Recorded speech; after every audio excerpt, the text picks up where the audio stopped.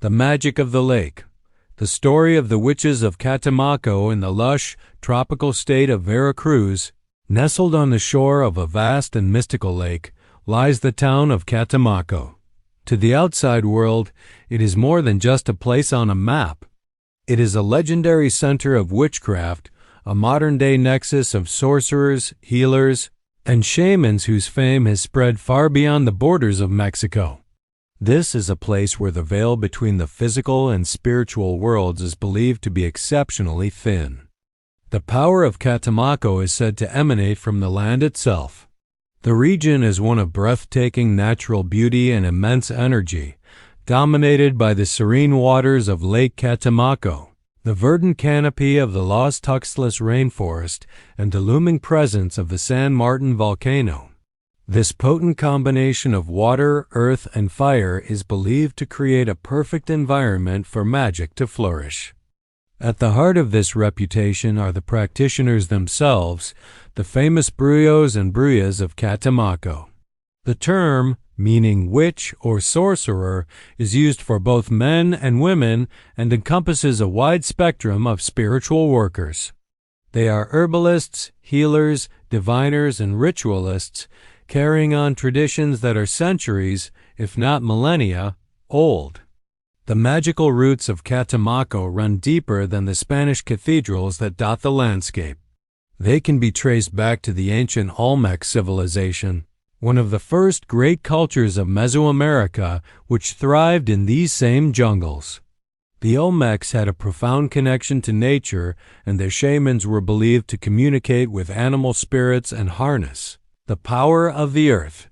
Following the Olmecs, other indigenous groups, such as the Nahua peoples, inhabited the region, bringing with them their own complex pantheon of gods and their own sophisticated magical traditions.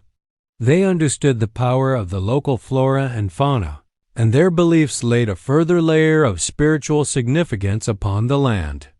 The arrival of the Spanish in the 16th century brought a violent clash of worlds. With the sword came the cross, and the Catholic Church sought to supplant the indigenous belief systems. However, the ancient traditions did not simply disappear. Instead, a fascinating process of syncretism began, where old ways were cleverly blended with new doctrines.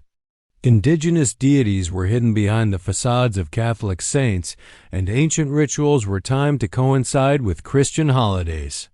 This fusion was further enriched by the traditions of African slaves who were brought to the region to work on sugar and tobacco plantations. Their own spiritual practices, with roots in Yoruba and other African religions, also wove themselves into the unique magical tapestry of Catemaco. Today, the magic practiced in Catemaco is often divided into two distinct categories: white magic and black magic. This duality reflects the complex needs and desires of those who seek the help of a brujo. White magic is the most common and publicly acknowledged form of practice. It is constructive and benevolent, focused on healing the body and spirit. Practitioners of white magic perform spiritual cleansings, or limpias, to remove negative energy and create charms and rituals to attract good luck, financial success, or romantic love. On the other side of the spectrum is black magic, the darker and more feared discipline. This form of sorcery is used for more nefarious purposes, such as casting curses, seeking revenge on an enemy, or causing misfortune to a rival. While many tourists are fascinated by this aspect, most respected brujos will publicly distance themselves from such practices. Within the hierarchy of practitioners, some claim the title of brujo mayor, or high sorcerer. This self-proclaimed title signifies that they are the most powerful and knowledgeable practitioner in Catemaco, a claim that often leads to rivalries and competition among the town's most prominent figures. Entering the consultation room of a Catemaco brujo is like stepping into another world. The air is thick with the scent of copal incense and dried herbs. Altars are crowded with a seemingly chaotic mix of objects: flickering candles, Statues of Catholic saints next to pre-Hispanic figures, human skulls, jars of mysterious liquids, and bundles of herbs. One of the most requested rituals is the limpia, or spiritual cleansing. This is a ceremony designed to purge a person of bad luck, envy, curses, and general negative energy. The brujo will chant prayers while sweeping the person's body with a bundle of fresh herbs such as basil or rue. In another common form of limpia, a raw egg is used. The egg is carefully rubbed over the person's entire body, believed to act as a spiritual sponge, absorbing the negative energies within them. Afterward, the egg is cracked into a glass of water, and the brujo will read the patterns of the yolk and whites to diagnose the source of the person's spiritual troubles. Beyond spiritual matters, many brujos are also respected curanderos or healers with an encyclopedic knowledge of the local botany. They use the rich biodiversity of the Veracruz jungle to create traditional remedies for a wide range of physical ailments, from digestive issues to skin conditions, offering an alternative to modern medicine. The clientele who seek out these services are incredibly diverse. They range from local villagers with concerns about their crops or their health to lovelorn teenagers and curious tourists. Perhaps most surprisingly, they also include wealthy business executives, powerful politicians, and famous entertainers from across the country who come seeking a spiritual edge or a solution to problems that money cannot solve. The peak of magical activity in Catemaco occurs once a year on the first Friday of March. This date marks the beginning of the annual International Congress of Witches of Catemaco, a spectacular and highly publicized event that draws visitors from all over the world. The date is significant as it aligns with the spring equinox, a time of rebirth and immense natural energy. The brujos believe that on this night, the portal between the spiritual and physical worlds is at its most open, allowing them to perform their most powerful rituals and recharge their own spiritual batteries for the year ahead. The centerpiece of the Congress is a large public ceremony held on the night of the first Friday. Often referred to as a Black Mass, this dramatic opening ritual is typically performed on the shores of Lake Catemaco.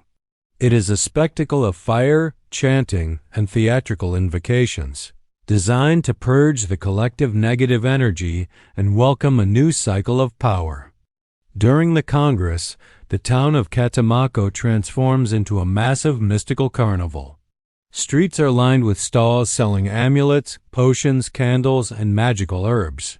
Public cleansings are performed in the town square, and both famous and lesser-known brujos offer their services to the thousands of tourists, believers, and skeptics who fled the town. This annual event is not without controversy. Many of the more traditional, reclusive practitioners in the surrounding hills view the Congress as a commercialized spectacle. They argue that it has become more about performance and tourism than about genuine spiritual practice, and they accuse the organizers of selling out their sacred traditions for profit. The natural landscape remains central to all practices, commercial or traditional. Lake Catemaco is considered a sacred entity, its waters used in cleansing rituals and believed to possess healing properties. Boat trips to places like Monkey Island, with its colony of screeching macaques, reinforce the region's primal, untamed energy. Nearby, the Nanciaga Ecological Reserve offers a glimpse into the pristine jungle environment that is the source of the brujo's power. It preserves the very plants used in their healing remedies and rituals, and it's quiet. Protected trails offer a stark contrast to the bustle of the town's magical marketplace. In the town of Catemaco itself, the mundane and the magical coexist peacefully. The imposing Basilica of Our Lady of Mount Carmel, a major Catholic pilgrimage site, stands just a short walk from the stalls and shops of the most famous brujos. This juxtaposition perfectly represents the syncretic soul of the community. For the local population and for countless believers who make the pilgrimage, the magic of Catemaco is an undeniable reality. They place their faith in the brujos to cure their ills, solve their problems, and provide a sense of order and hope. The rituals are not folklore, they are a vital part of life. Of course, there are many skeptics. They view the brujos as masters of psychology, skilled performers who use theatrics and intuition to prey on the desperate and superstitious. They argue that the cures are merely the result of the placebo effect. A more nuanced view suggests that the brujos serve an important role as unofficial therapists and community counselors. In a world where many feel powerless, they provide comfort, a listening ear, and a sense of agency. Whether the magic is real or not, the hope they provide certainly is. Catemaco's unique reputation has been cemented in popular culture through its appearance in films and documentaries, most famously in the 1987 American film The Believers. This international exposure has solidified its image as the de facto capital of witchcraft in North America. The modern brujo has adapted to the times. While their rituals are ancient, their business practices can be thoroughly modern. Many have social media presences, offer consultations via video call, and market their services to a global online audience, blending ancient mysticism with 21st century technology. In the end, Catemaco remains a place of profound contradiction and enduring fascination. It is a town where Catholic faith and shamanistic rituals intertwine, where ancient Olmec traditions are practiced in the age of the Internet, and where the potent energy of the natural world fuels a thriving magical economy, inviting all to question the boundary between belief and reality.